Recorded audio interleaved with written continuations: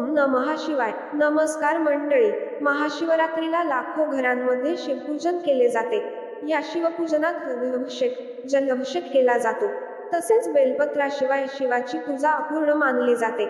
शिवपूजनावेळी जलाभिषेक करताना आणि बेलाचे पान वाहताना काही नियमांचे पालन करावे असे सांगितले जाते. तसेच याचे काही फायदेही सांगितले जातात. जाणून घेऊया. महाशिवरात्रीला आवर्जून व्रताचरण करून विशेष शिवपूजन केले जाते. महादेव भक्तांच्या सर्व मनोकामना लवकर पूर्ण करतात, अशी अनेकांची श्रद्धा आहे. महाशिवरात्रीला शिवपूजन केल्याने चौपट अधिक फल मिळते, असे म्हणतात. महादेवांची पूजा करताना शिवलिंगावर अभिषेक केला जातो. शिवपिंडीवर कोणत्याही दिवशी अभिषेक करता येतो. मात्र महाशिवरात्रीला त्याचे महत्त्व कैकपटीने वाढते. महाशिवरात्रीला केलेला अभिषेक खूप फलदायी मानला जातो. अनेक जण रुद्राभिषेकही करतात. महादेवांवर अभिषेक करताना गंगाजल, दूध, जल, पंचामृत आदींचा वापर केला जातो. मात्र अभिषेक करताना काही नियम पाळावेत असे सांगितले जाते. शिवलिंगाला अभिषेक करताना पाण्याचा प्रवाह मंद गतीने असावा. अभिषेक अतिवेगाने करू नये. तसेच जलार्पण करताना पाण्याची धार छोटी असावी. लक्षात ठेवा, अभिषेक पूर्वेकडे तोंड करून करावा. जलाभिषेक करताना तो बसून करावा. मंदिरात अभिषेक करताना उभे राहिल्यास थोडे वाकून जलार्पण करावे. शिवपिंडीवर अभिषेक करताना अभिषेक पात्राचा वापर केल्यास उत्तम.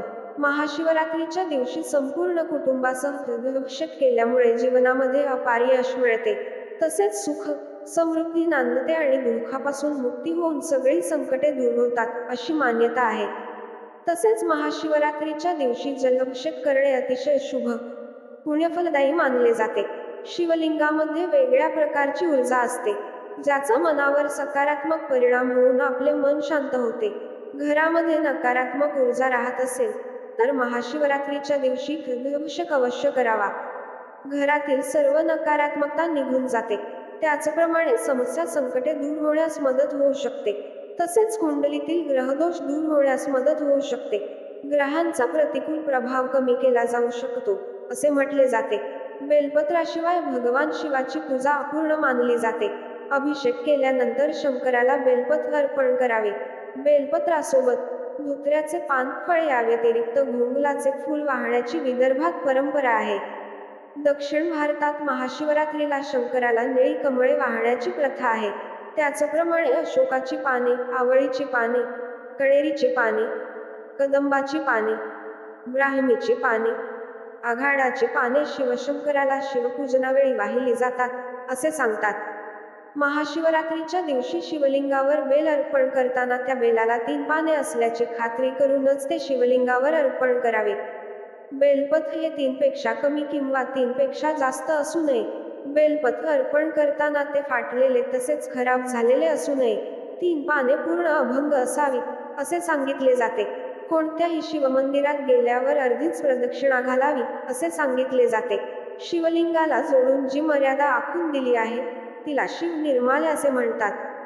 ते ओलांडून जाऊ नये, असे सांगितले जाते. शिवमंदिरात गेल्यावर एका बाजूने प्रदक्षिणा घालण्यास सुरुवात करावी.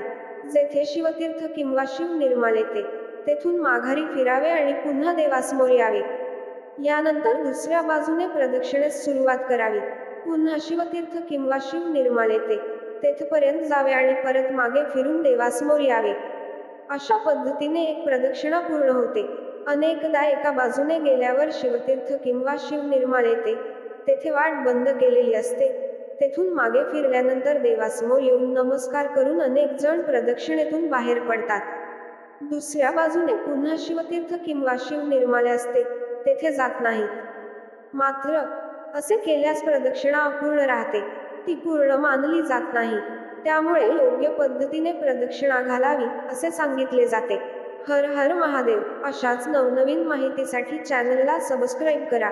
धन्यवाद.